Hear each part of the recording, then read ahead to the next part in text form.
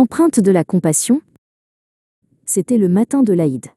Médine était enveloppée d'une lumière douce, teintée d'aube et de joie. Les familles sortaient, parées de leurs plus beaux vêtements. Les rires d'enfants résonnaient comme de petites cloches, portant la promesse d'un jour sacré et heureux.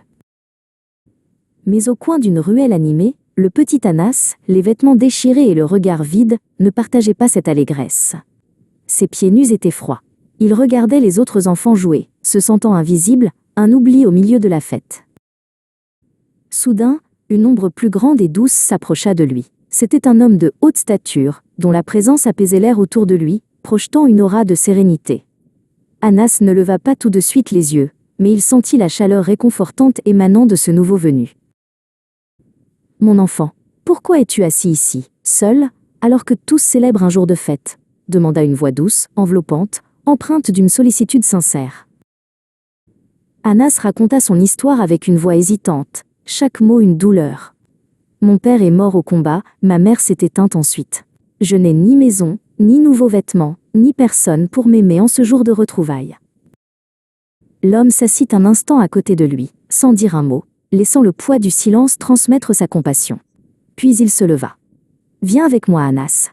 J'ai quelque chose à te donner, quelque chose que tu as perdu. » Ils marchèrent jusqu'à une maison simple mais accueillante, où la promesse de l'Aïd semblait enfin prendre racine. À l'intérieur, l'homme offrit à Anas de magnifiques habits neufs, doux au toucher et sentant le musc. Des vêtements qui sentaient la dignité retrouvée. Le plus grand des cadeaux vint ensuite, sous forme de question. « Ne voudrais-tu pas, Anas, que je sois ton père, et mon épouse ta mère, et mes enfants tes frères et sœurs ?» La question était un baume qui guérissait l'âme. Pour la première fois depuis longtemps, Anas se sentit entier. Il mangea avec eux des dattes sucrées et de l'orge, partageant les rires et la chaleur d'une véritable famille.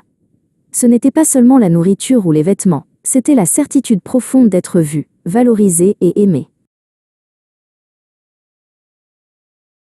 Le véritable Aïd, comprit Anas, n'était pas dans les vêtements ou les festivités bruyantes, mais dans la main tendue, dans le cœur qui choisit la compassion, plutôt que l'indifférence.